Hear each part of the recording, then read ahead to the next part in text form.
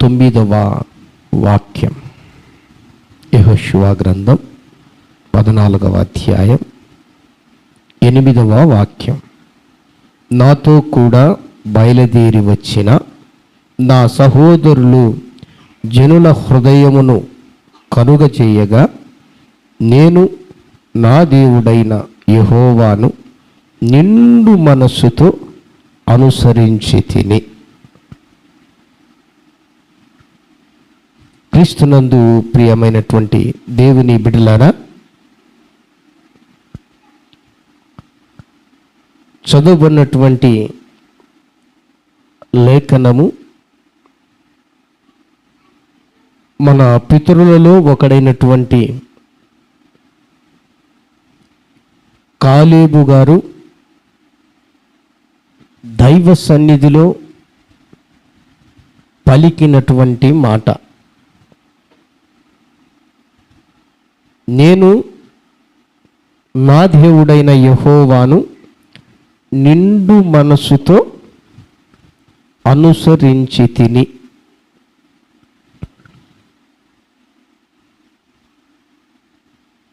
కాలేబు అనగా అర్థం సమర్థుడు.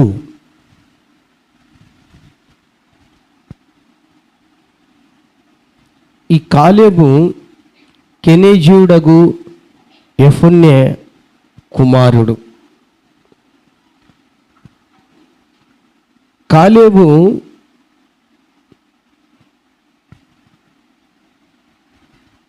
దేవుడు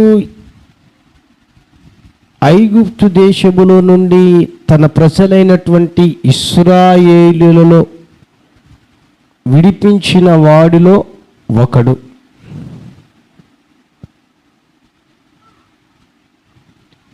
అరణ్య మార్గము గుండా విడిపించబడిన తర్వాత ప్రయాణము చేసిన వారిలో ఒకడు. అలాంటి కాలేబు నిండు మనసుతో దేవునిని అనుసరించిన వాడు అని వాక్యము చలవిస్తూ ఉన్నది.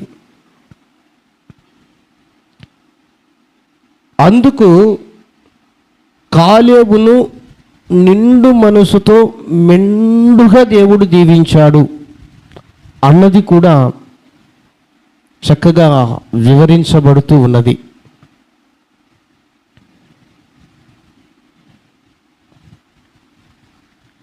కాలేబు ఎవరు అని ఇంకా కాస్త ముందుకు వెళ్తే, ఇశ్రాయేలీలను విడిపించి నడిపించి తీసుకొని వచ్చి వారి కొరకు ముందుగానే ఏ ప్రదేశానికైతే దేవుడు నడిపించాలని ఆశపడ్డాడో ఆ ప్రదేశానికి, పాలు తేనెలు ప్రవహించు ఆ ప్రదేశానికి జనులందరికంటే ముందుగా మోసే 12 వేకువ చూడడానికి పంపించాడు. వారిలో ఒకడు. అందులో 10 మంది చెడు వార్తను తీసుకొని వచ్చి మోసేకు చెబితే, మంచి వార్తను తీసుకొని వచ్చిన 2 ఒకడు కాలేబు. మరొకరు ఎవరు? యెహోషువ.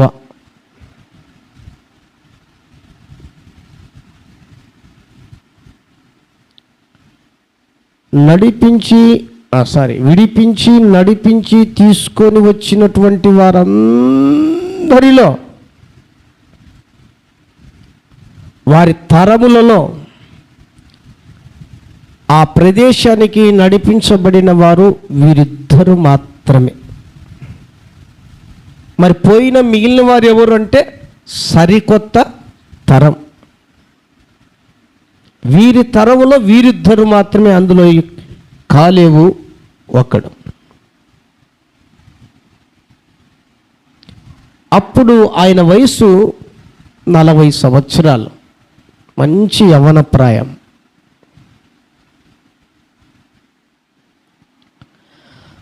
అలాంటి కాలేబు చెబుతున్న మాట, నేను నా దేవుడైన యెహోవాను నిండు మనస్సుతో అనుసరించి తిని. ఈ రోజున నీవు నీవు నీవు నీవు మనం కాలేబు వలె నేను నా దేవుడైన యెహోవాను నిండు మనసుతో అనుసరించి తిని అని చెప్పగలవా?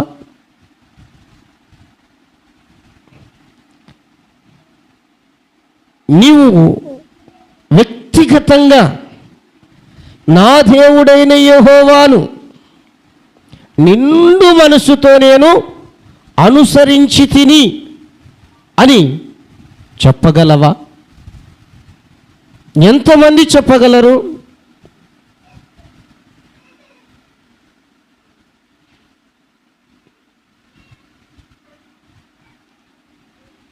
నాకు తెలిసి బహు తక్కువగా. కూర్చోనా? కూర్చో. బహు తక్కువగా ఉంటారు. మరి ఇక్కడ ఎంతోమంది ఉన్నారో మిమ్మల్ని మీరే ప్రశ్నించుకోండి. ఎలా చెప్పగలిగాడు? ఎలా ఆయన చెప్పగలగడానికి ఏవేవి కారణాలై ఉన్నాయి? అందుకు దేవుడు నిండుగా మెండుగా కాలేబును తన కుటుంబాన్ని ఆశీర్వదించాడు అన్న విషయాలను కొన్నిటిని మనం ధ్యానం చేద్దాం. శ్రద్ధగా మీరు వినాలని ప్రభు పేరిట నా మనవి. ఈ కాలేబు మొట్టమొదటగా ఆయన పలకడానికి ప్రాముఖ్యంగా ఆయనలో ఉన్న మంచి క్వాలిటీ, ప్రప్రథమైనటువంటి లక్షణం ఏమిటి అంటే, ఐగుప్తు ఆశలకు చోటివ్వలేదు. చెప్పండి. ఐగుప్తు ఆశలకు చోటివ్వలేదు.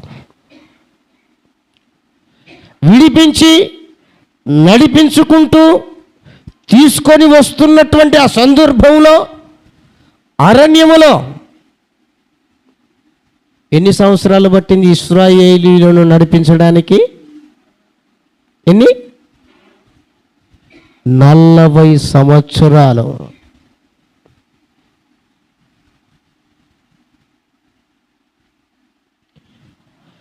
ఆ 40 సంవత్సరాలలో ఏ రోజు కూడా ఐగుప్తు యొక్క ఆశలకు చోటివ్వకుండా మోసే వెంట, మోసే సైన్యములో నడిచి వెళ్తూ ఉన్నాడు.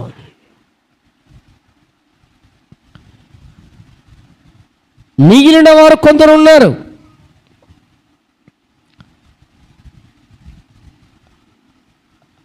విడిపించి నడిపించి తీసుకొని వస్తున్న వారిలో అనేకులు అడుగుతున్నారు, మోసే ఏవి మాకు ఉల్లిపాయలేవి, కీరకాయలేవి, దోసకాయలేవి అంటే వీరి మనస్సు దేని మీద ఉంది? ఉల్లిపాయల మీద, కీరకాయల మీద, దోసకాయల మీద. కూర్చోండి నాన్న, అమ్మ కూర్చోబెట్టుకోండి.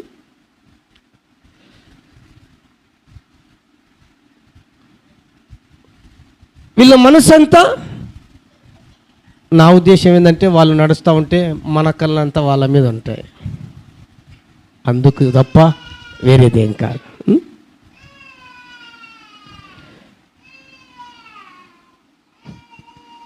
మరికొందరేమో చేపలు, మాంసము కావాలని మోషేను అడిగి సనిగి గొనుగుతూ వెళ్తున్నారు. ఈ గుంపులో లేడు. మోషేతో నడుస్తున్నా, విడిపించి నడిపించబడుతున్న ఆ ఇశ్రాయేలీయులలో ఈ కాలేబు ఉన్నప్పటికీ ఉల్లిపాయ, కీరకాయ, దోసకాయ గుంపులో లేడు. చేపలు, మాంసపు ఆ అడిగి సనిగే గుంపులో లేడు. ఎందుకని? మనుషులు రొట్టె వలననే కాదు, రొట్టె వలనే మాత్రమే కాదు జీవింపజేసేది, జీవించేది దేవుని నోట నుండి వచ్చే ప్రతి మాట వలన బ్రతుకుతారు అన్న విశ్వాసం కాలేబులో నరనరాలలో జీర్ణించుకుపోయింది. అందుకు ఆ గుంపులో ఉండల. ఆ ఐగుప్తు ఆశలకు చోటివల, ఆ సనుగులు గొనుగులకు చోటివల, ఆ కీరకాయలకు, దోశలకు, ఉల్లిపాయలకు చోటివల, ఆ మాంసానికి, చేపలకు, బిర్యానీకి చోటివల, శరీర సంబంధమైనటువంటి ఆకలికి సంబంధమైనటువంటి ఆ విషయాలకు చోటివల అవకాశం ఇవ్వాల. ఆయన విశ్వాసం అంతా కూడా ఈ శరీర సంబంధమైనటువంటి వాటితో మాత్రమే నా బ్రతికేది, జీవించేది అలా కాదు కదా. దేవుని నోట నుండి వచ్చే ప్రతి మాట వలన నేను బ్రతుకుతాను, జీవిస్తానన్న ప్రగాఢమైన విశ్వాసం నరనరాలలో జీర్ణించుకుపోయింది కనుక ఏమాత్రం వాటికి చోటివ్వలేదు. మరికొందరు అనేకులు మోయాబీ స్త్రీలు మోయాబీలతో నడిచారు. కొంతకాలం అయిపోయేసరికి వాళ్ళలో మోయాబీలు పుట్టుకొని వచ్చారు. ఆ మోయాబు స్త్రీలతో కొందరు శోధనకు గురి అయ్యి జారత్వానికి చోటిచ్చారు. కానీ ఆ మోయాబు స్త్రీల జారత్వానికి కూడా చోటివ్వల. ఈ గుంపులో కూడా లేడు. ప్రియ దేవుని బిడలారా, అంత మాత్రమే కాదు, ఆయన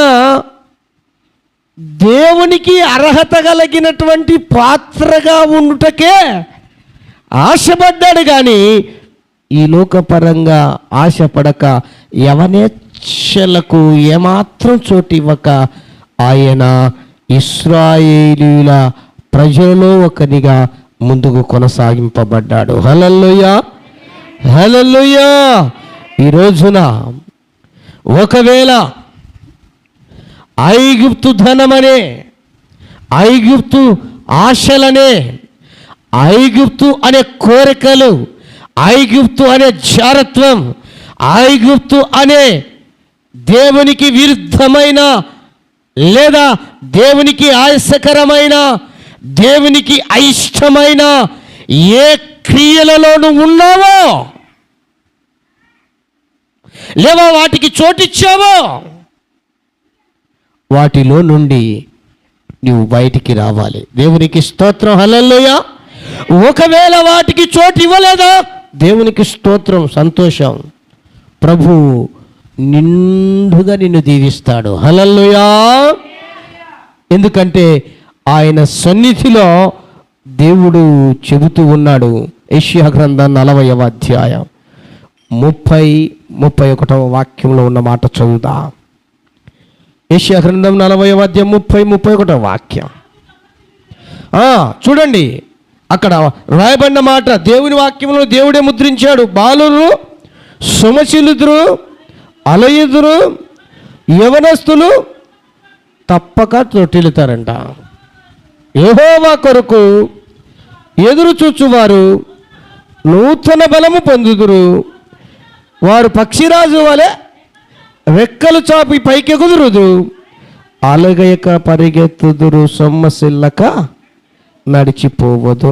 ప్రియ దేవుని బిడ్డలారా, అక్కడ రాయబడిన మాట, అలసిపోతారు, సొమ్మసిల్లిపోతారు, తర్వాత త్రొట్టిల్లుతారు. 3 రకాలైనటువంటి ప్రజలు ఉన్నారు. వీటికి చోటిచ్చిన ఆ ఇశ్రాయేలీలు ఐగుప్తు ఆశలకు లోనై చోటిచ్చి ఈ రకంగా అలసిపోయిన వారు కొందరు, సొమ్మసిల్లిన వారు కొందరు, త్రొట్టిల్లిన వారు కొందరు. అయితే ఈ 3 గుంపులలో 3 శాఖలలో కాలేబు లేడు. మరి ఏ గుంపులో ఉన్నాడో? యెహోవా కొరకు ఎదురు చూచేవారి గుంపులో ఉన్నాడు. హల్లెలూయా! అందుకు నూతన బలం అందుకున్నాడు.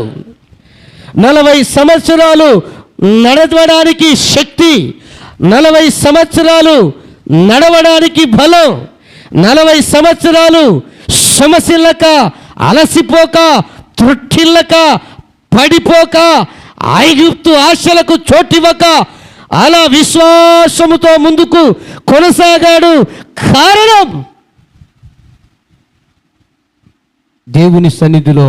ప్రియ దేవుని బిడ్డలారా, దేవుని కొరకు ఎదురు చూస్తూ నూతన బలాన్ని పొందుకుంటూ పక్షిరాజు యవ్వనం వలె క్రొత్త తగుచున్నట్లుగా ఆయన ముందుకు నడిపించబడుతూ ఉన్నాడు. హల్లెలూయా! హల్లెలూయా! ఈ రోజున నీవు కూడా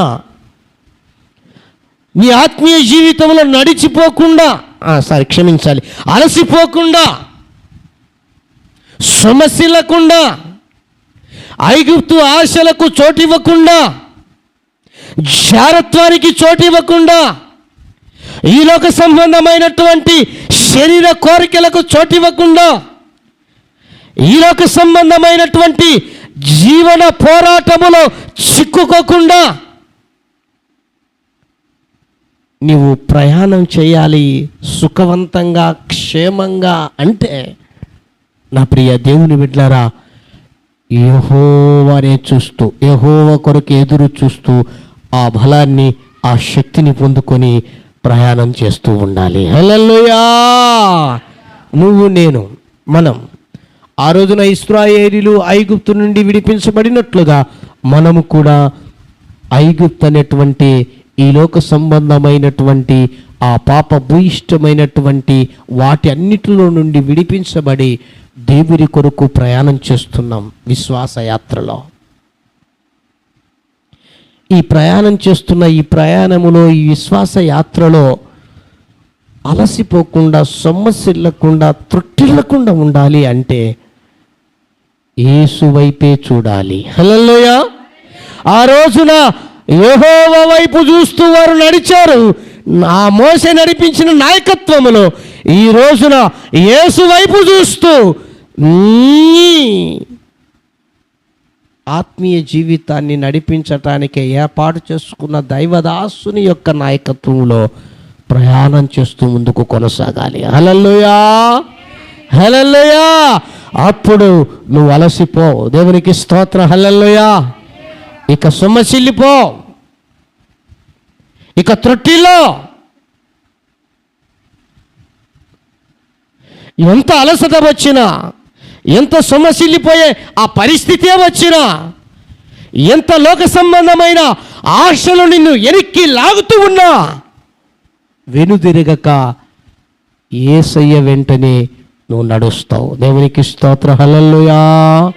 ఎప్పుడో, ఇదిగో నా యేసయ్య నాతో ఉన్నాడు, నా దేవుని వెంటనే నడుస్తున్నాను, నా దేవుడే నన్ను నడిపించడానికి సమర్థుడు, శక్తివంతుడు, విశ్వాసానికి కర్త. అట్టి విశ్వాసానికి కర్త అయినటువంటి యేసునందు విశ్వాసం ఉంచాను గనక నేను సొమ్మసిల్లను, నేను అలసిపోను, నేను పడిపోను, నేను త్రొట్టిల్లను, నేను ఈ లోక సంబంధమైనటువంటి ఐగుప్తు ఆశలకు చోటివ్వను అని ఓ ప్రగాఢమైన విశ్వాసముతో, నమ్మకముతో యేసు వైపు చూస్తూనే నడవగలవు. దేవునికి స్తోత్రం. హల్లెలూయా! ఒకవేళ అలా యేసు వైపు చూడక యేసు నడిపించే ఆ నడిపింపులో నడిపించబడకపోతే ప్రియ దేవుని బిడ్డ, నువ్వు అలస చెందిపోతావు, సొమసిల్లిపోతావు. త్రుట్టిల్లే ప్రమాదం ఉంది, పడిపోయే ప్రమాదం ఉంది, వెనుదిరిగే ప్రమాదం ఉంది, దేవుని నుండి విడిపోయే ప్రమాదం ఉంది. అందుకు నీ కనుల ఎదుట యేసుక్రీస్తే కనబడాలి. హల్లెలూయా. నీవు యేసు వైపే చూడాలి. హల్లెలూయా. దేవుని వైపే నువ్వు చూడగలిగితే ఆ దేవునిలో నీకు అలసట రమ్మన్నా రాదు. ఆ దేవుని వైపు చూస్తే నువ్వు పోలేవు. ఆ దేవుని వైపు నువ్వు చూస్తే నువ్వు త్రుట్టిల్లిపోయే అవకాశమే లేదు. ఒకవేళ పడిపోయావా, తిరిగి నువ్వు లేస్తావు. నీతిమంతులు 7 సార్లు పడినా తిరిగి లేస్తారు. కానీ యేసు వైపు చూడకపోతే నీవు లోకములో పడిపోయే ప్రమాదం ఉంది, లోకములో రాజీ పడిపోయే ప్రమాదం ఉంది, లోకములో కలిసిపోయే ప్రమాదం ఉంది. నా ప్రియ దేవుని బిడ్డలారా, జ్ఞాపకం చేసుకుందా, అట్టి దేవుని వైపు మనం చూస్తున్నామా? ఇంకా లోకం వైపే మన కళ్ళు చూస్తున్నాయా? లోకములో ఉన్న వాటి వైపే మన కళ్ళు చూస్తున్నాయా? లోకములో ఉన్న పాపం వైపే నీ శరీరం లాగుతుందా? లోకములో ఉన్నటువంటి వ్యసనాల వైపే నీ మనస్సు లాగుతుందా? లోకములో ఉన్న వాటి కొరకే, ఆ కోరికల కొరకే ఒకవేళ నీ మనసు లాగుతుందా? ఇప్పుడైనా యేసయ్య నిన్ను ప్రేమిస్తున్నాడు, మనల్ని ప్రేమిస్తున్నాడు. కాలేబు వలె నిండు మనసుతో దేవుని అనుసరించాలని ఆశపడుతున్నాడు. కాలేబు వలె విశ్వాసం కలిగి దేవుని వైపే చూస్తూ ప్రయాణం చేయాలని ఆ దేవుడు కోరుకుంటున్నాడు. కాలేబు వలె లోకాశలకు చోటు ఇవ్వకుండా ఆయనను వెంబడించే బిడ్డలుగానే ఉండాలని కోరుకుంటున్నాడు. అలా ఉండడానికి నువ్వు గనుక మనసు నిలుపుకోగలిగితే నా ప్రియ దేవుని బిడ్డ, నిండుగా దేవుడు ఆశీర్వదిస్తాడు. హల్లెలూయా. నిండుగా మన కుటుంబాలను దీవిస్తాడు. హల్లెలూయా. అంత మంచి గొప్ప దేవుడు మనతో ఉన్నటువంటి దేవుడు. చాలామంది పొరపాటు పడుతుంటారు, విశ్వాసుల సహితం.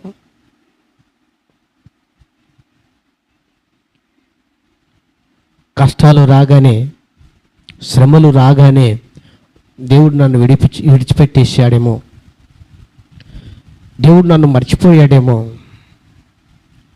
దేవుడు నా కుటుంబాన్ని విడిచిపెట్టేశాడేమో, అందుకేనేమో నాకు ఇన్ని కష్టాలు వస్తున్నాయి, ఇన్ని శ్రమలు వస్తున్నాయి, ఎన్ని ఇబ్బందులు ఎదురవుతున్నాయి, అందుకేనేమో అన్నట్లుగా మనుషులు తలంచి వాటిని విశ్వాసములో బలహీనులుగా మార్చబడి దేవునిలో కొనసాగేంత విశ్వాసము లేక ఈనాడు ఇంకా కాస్త లోకం వైపు, కాస్త దేవుని వైపు, కాస్త పాపం వైపు, కాస్త లోకాశల వైపు, కాస్త దేవుని వైపు ఇలాగ నడుస్తూ ఉన్నారు. ప్రభువు నామమున నేను ప్రేమతో తెలియచేస్తున్నాను, నువ్వు దేవుని వైపు చూసేవాడవైతే, దేవుని వైపు చూసేదానవైతే, దేవుని యందు విశ్వాసం ఉంచి నువ్వు ప్రయాణం చేసేవారివే అయితే దేవుడు నిన్ను విడిచిపెట్టడా. నిన్ను విడిచిపెట్టడం. ఆనాడు ఐగుప్తులు ఎంతో బాధపడుతున్నారు, ఎంతో వేదన చెందుతున్నారు, నిట్టూర్పులతో ఉన్నారు, దుఃఖముతో ఉన్నారు, అలసిపోయారు, సొమ్మసిల్లిపోయారు. చూచిన దేవుడు మోషేని ఏర్పాటు చేసుకొని పంపించి విడిపించి తీసుకొని వచ్చాడు. మరి అలాంటి వారు ఎలా ఉండాలి? ఆ దేవుని వైపు చూస్తూ ప్రయాణం చేయాలిగా. మరలా వెనక్కి తిరిగి ఐగుప్తు యొక్క ఆలోచనలే చేస్తున్నారు. అక్కడ ఉంటే దోసకాయలు ఉండేవి, కీరకాయలు ఉండేవి, మాంసం ఉండేది, చేపలు ఉండేవి, అక్కడ ఉంటే మంచి తిండి ఉండేది. ఏం మోసే, ఈ అరణ్యంలోకి తీసుకొని వచ్చి చంపడానికి ప్లాన్ చేసావా అని మాటి మాటికి ఆ దేవుని చేత ఏర్పాటు చేయబడినటువంటి మోసేను అణిగి సనిగి కొనుగుతూ వెళ్ళారు. తద్వారా వారు సాధించింది ఏమైనా ఉందంటే ఆకులు రాలినట్టు రాలిపడ్డారని ఉంది, కానీ ఎవరు కూడా బలపరచబడలేదు. కానీ అందరూ అలా ఆకులు రాలిపడినట్టుగా వారి జీవితాలు రాలిపడినా అందులో ఉన్న ఆ ప్రజలలో ఒకరిగా ఉన్న కాలేబు మాత్రం, నా ప్రియ దేవుని బిడ్డ, ఆ కీరకాయల వైపు చూడలేదు, దోసకాయల వైపు చూడలేదు, ఆ ఉల్లిపాయల వైపు చూడలేదు, మాంసం వైపు చూడలేదు, చేపల వైపు చూడలేదు, ఆ ఐగుప్తు ధనం వైపు చూడలేదు, ఐగుప్తు ఆశల వైపు చూడలేదు, ఐగుప్తు కోరికల వైపు చూడలేదు. ఆయన దేవుని వైపే చూసి నడిచాడు. హల్లెలూయా! అందుకు దేవుని సన్నిధిలో సాక్ష్యం ఇస్తున్నాడు. ఏమని తెలుసా అండి? చూడండి, పరిశుద్ధ గ్రంథములో నుంచి 14వ అధ్యాయం, యోషువ గ్రంథం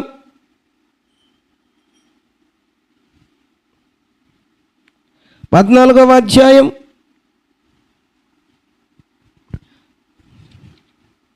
13వ వాక్యం అనుకుంటా, చదువు.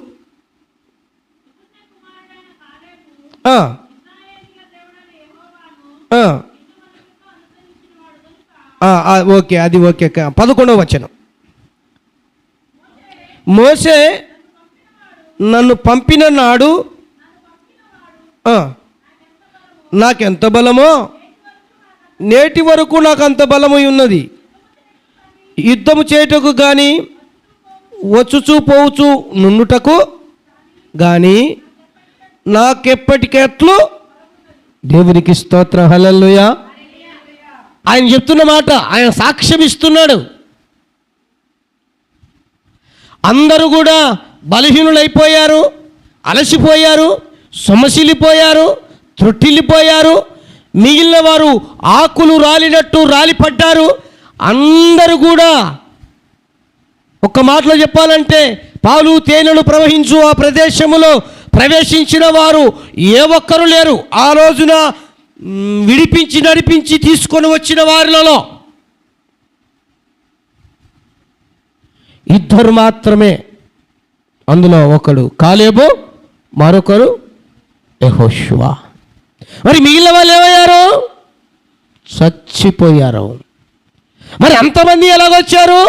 వారికి పుట్టినటువంటి తరం లేదా ఆ తరం వారి ద్వారా వచ్చినటువంటి బిడ్డలు 6 లక్షల కాల్భరం అక్కడికి చేరారు. కానీ ఇద్దరు మాత్రమే. దానికి కారణం, ప్రియ దేవుని బిడ్డలారా, విడిపించి మనల్ని పాపములో ఉండగా, శాపములో ఉండగా, మన రోగములో ఉండగా, మన అతిక్రమాలలో ఉండగా, మన ఈ లోక సంబంధమైన బంధకాలలో ఉండగా దేవుడు మనల్ని విడిపించాడు, నడిపిస్తున్నాడు. ఆ నడిపించుచున్న దేవుని నడిపింపులోనే మనం ప్రయాణం చేస్తే తిన్నగా క్షేమంగా దేవుని సన్నిధిలో ఆశీర్వాదాలు పొందుతూ దేవుని మహిమ కొరకే నడుస్తాం. హల్లెలూయా! ఒకవేళ అలా ఆనాడు తన ప్రజలు కదా ఐగుప్తు వైపు మరొకసారి అలా వెనక్కి తిరిగి చూసి అన్ని జ్ఞాపకం చేసుకొని అన్ని కోల్పోయారు. కానీ వాటన్నిటికీ చోటు ఇవ్వకుండా కాలేవు దేవుడు నడిపించవలసిన చోటికి నడిపించబడ్డాడు. హల్లెలూయా, హల్లెలూయా. అందుకే అంటున్నాడు, ఆనాడు మోసే నన్ను పంపిన నాటి నుండి నేటి ఈ క్షణం వరకు కూడా ఆ రోజున నాకు ఎంత బలం ఉందో ఇప్పుడు అంతే నాకు బలం ఉంది. ఎన్ని సంవత్సరాలప్పటికీ ఆ మాట చెప్తున్నప్పటికీ 85 సంవత్సరాలు. ఇక్కడ 85 సంవత్సరాలు గల వయస్సు కలిగిన వారు ఎవరైనా ఉన్నారండి? లేరు. ఈ రోజున చిన్న పిల్లోడిని ఒరే బైబిల్ చదవరా నాయన వాక్యం అంటే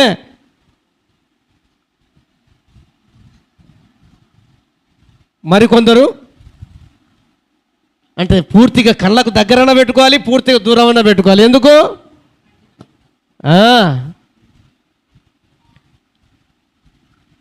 పొరపాటున తప్పు చదివితే చదువు రాదేమో అనుకుంటారేమో, ఎగతాళి చేస్తారేమో అని మరొక బాధ. అందుకనే చాలామంది బైబిల్ చదవడానికి సిగ్గుపడుతూ ఉన్నారు.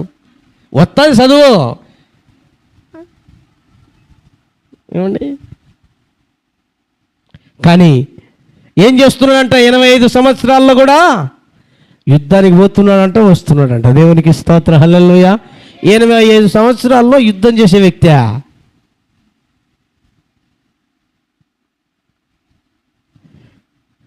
30 సంవత్సరాలు ఈ రోజుల్లో 20 సంవత్సరాలు పెళ్లి చేసుకొని 30 సంవత్సరాల్లో పిల్లలు కానీ ఆ తర్వాత 10 సంవత్సరాలు కాళ్ళు చేతులు వచ్చినాయి, వయసు పెరుగుతూ ఉంది, నువ్వు ఏం చేసుకుంటావు చేసుకోపోయినా నా వల్ల కాదు. నా వల్ల చేతులు ఎత్తేసేవారు ఎంతమంది? కానీ కాలేబు ఏమండి యుద్ధం పోతున్నాడా వస్తున్నాడంట. ఎక్కడి నుంచి వచ్చింది బలం, ఈ శక్తి? మనం చదివిన లేఖనం ప్రకారంగా యెహోవా కొరకు ఎదురు చూచువారు నూతన బలమును పొందుదురు, అలయక సొమ్మసిల్లక పక్షిరాజు వలె యవనము క్రొత్త తగుచున్నట్లుగా వారు ఎగురుదురు అన్నట్లుగా మనోడు కాలేబు గారు ప్రియ దేవుని బిడ్డలారా 85 సంవత్సరాల్లో కూడా యుద్ధం చేస్తున్నాడు. హల్లెలూయా. ఆ వయసులో ఫుల్గా రెస్ట్ తీసుకుంటారు. నా వల్ల కావట్లేదండి, నా కాలు నాతో పాటు రావట్లేదండి, నా చేతులు నాతో పాటు రావట్లేదండి, నోట్లకే ముద్ద దిగట్లేదండి, నా వల్ల కావట్లేదండి అని చెప్పేవారు ఉన్నారు. కానీ ఈయన మాత్రం మోసే ఎక్కడికి పంపిస్తే అక్కడికి వెళ్తున్నాడు. యుద్ధానికి రా అంటే వస్తున్నాడు. దేవునికి స్తోత్రం, హల్లెలూయా. అలాంటి శక్తిని బలాన్ని దేవుడు మనకు దయచేస్తాడు. హల్లెలూయా. యేసునందు విశ్వాసముతో యేసు వైపే చూస్తూ ప్రయాణం చేస్తే అలాంటి శక్తి బలాన్ని ప్రభు మనకిస్తాడు. నిండుగా మెండుగా మనల్ని ఆశీర్వదిస్తాడు.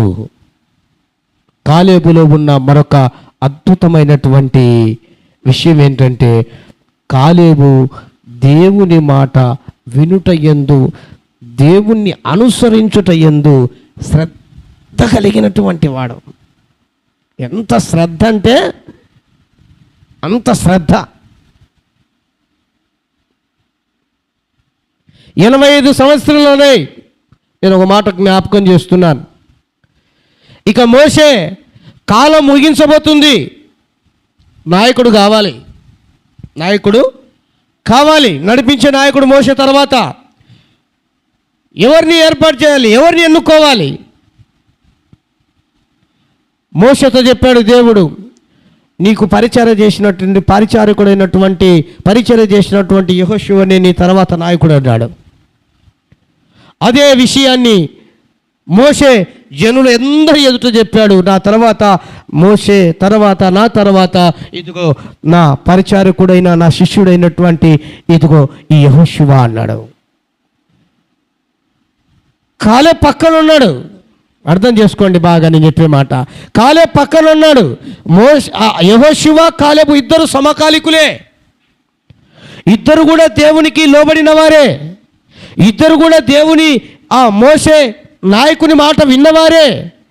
ఇద్దరు కూడా వేగు చూసడానికి వెళ్ళిన వారే. ఇద్దరు కూడా మంచి వార్త తీసుకొని వచ్చిన వారే. ఇద్దరు కూడా సమకాలికులుగా సమ వయస్సు కలిగిన వారే. కానీ ఇద్దట్లో యెహోషువను నాయకునిగా చేస్తే పక్కనున్నటువంటి సమకాలీకుడైనటువంటి కాలేబు మాత్రం నోరు మెదపలేదు. దేవునికి స్తోత్రం. హల్లెలూయా. మోసే, నీకేమన్నా న్యాయం ఉందా కొంచెమైనా? సరే, యెహోషువ తర్వాత ఇదిగో కాలేబుగా నేను నా కాలేబు ఉంటాడు, నా కుమారుడిని చెప్పొచ్చు కదా. ఏం చెప్పలేదే. ఎదురు మాట మాట్లాడాల. మోసే, ఆ రోజున 12 మందిని నువ్వు పంపిస్తే వేగు చూసడానికి నేను అక్కడికి వెళ్ళాను.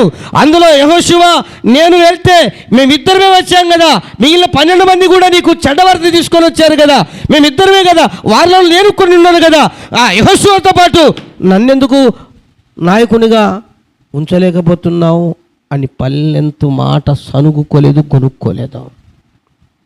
నా ప్రియ దేవుని బిడ్డలారా, ఏమాత్రము అక్కడ అసూయకు కానీ కోపానికి కానీ చోటు ఇవ్వలేదు. పోయి దేవుని సన్నిధిలోకైనా మోషేతో ఏమో అనలేకపోయాడు అనుకుందాం అనుకోండి, దేవుని సన్నిధిలోకైనా వెళ్ళి ఫిర్యాదు చేయలే, కంప్లైంట్ ఇయ్యలే కాలేబు. అంటే దాని అర్థం ఏంటంటే, ప్రియ దేవుని బిడ్డలారా, నమ్మకస్తునిగా దేవుని మాటకే లోబడి ఉన్నాడు. హల్లెలూయా, హల్లెలూయా. దేవుని మాటకే ప్రాధాన్యత ఇచ్చాడు. మోసే నోట నుండి వచ్చిన మాట నా దేవుని మాట అని విశ్వసించాడు. అలా విశ్వసించే హృదయం ఆయనకుంది. మోసే చెప్పిన మాట కాదు ఇది, మోసే నియమించిన నియామకం కాదు ఇది, మోసే ఏర్పాటు చేసిన ఏర్పాటు కాదు ఇది. నా దేవుడే ఏర్పాటు చేసిన ఏర్పాటు ఇది. నా దేవుడే నియమించిన నియమం ఇది. నా దేవుడే నియమించిన యాజకత్వం ఇది. నా దేవుడే ఏర్పాటు చేసుకున్నది యెహోషువని చెప్పి ఒక్క మాట అయినా, పల్లంత మాట అయినా మాట్లాడలేదు. దేవుని కొరకు నమ్మకస్తులుగా ఉండేవారు దేవుడు ఏది చెబితే అది ఆ మాటకు లోబడి ఉంటారండి. దేవునికి స్తోత్రం. హల్లెలూయా. నమ్మకస్తులకు ఉన్నటువంటి మొదటి లక్షణం అది. దేవుడు తన దాసుల ద్వారా పలికించిన ఆ మాట ప్రకారంగా ఆ మాట వింటారండి. కోప్పడరు, అసూయపడరు, సనుక్కోరు, కొనుక్కోరు. ఈయన కావలసిగా అన్నాడు, కావలసిగా మాట్లాడాడు, నన్ను చూసే వాక్యాన్ని చూపించి మరి మాట్లాడాడు అని చెప్పేవారు ఉన్నారు. కానీ ఇది నా దేవుడు పలికించిన నా మాట, దేవుని మాట అని ఎందరు అంగీకరిస్తున్నారు, ఎందరు వింటున్నారు? జ్ఞాపకం చేసుకుందాం. నా ప్రియ దేవుని బిడ్డలారా, దేవుడు మనతో మాట్లాడటానికి నేనే కాదు, నీ పక్కనున్న వ్యక్తితో కూడా మాట్లాడిస్తాడు. నీ పక్కనున్న వ్యక్తి కాదు, అన్యులతో సహా మాట్లాడిస్తాడు. అంటే నీ మంచి కోరి, మన మంచి కోరి, మన మంచి కోరి, మన ఆశీర్వాదం కోరి దేవుడు మాట్లాడిస్తాడు. అది మనం దేవుని మాటగా అంగీకరించాలి, స్వీకరించాలి. అని అన్నీ చూసి చెప్పాడు, నా గురించే చెప్పాడు. ఎవరో చెప్తున్నారు ఆయనకు, ఆయన ఎవరి మాటో వింటున్నాడు. పాస్టరయ్య ఆయన ఆలోచన ప్రకారంగా నడవట్లేదు, వేరే వాళ్ళు చెప్తా ఉంటే ఆ ప్రకారంగానే వింటా ఉన్నాడు.